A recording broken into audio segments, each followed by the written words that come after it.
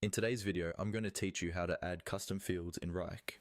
Custom fields are a great way to tailor Wrike to match your team's specific workflows and reporting needs.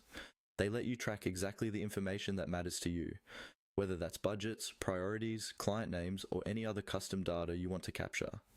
In this walkthrough, I'll guide you through creating a new custom field from start to finish and explain what each step means so you can make the most of it.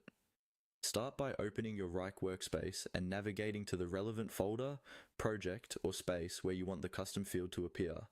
Make sure you're in the table view because that's where you can manage fields for your items.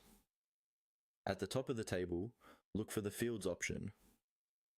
This is usually located above your list of tasks and columns. Go ahead and click on Fields. This opens up the panel where you can manage all existing columns and create new ones. In that Fields panel, look for the option labeled Plus Custom Field.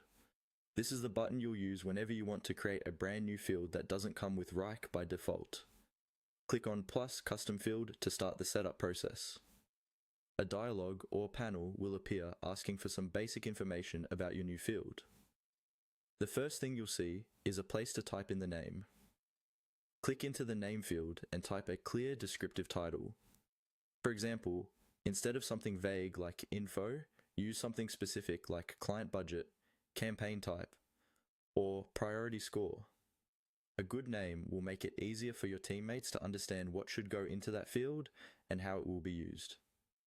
Next, you need to select a type for your custom field. This choice controls what kind of data can be stored in that column.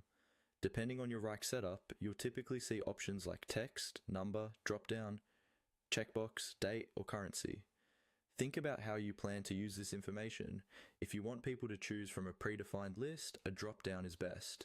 If you'll be tracking amounts or scores, choose a number or currency type. For general notes or labels, text works well.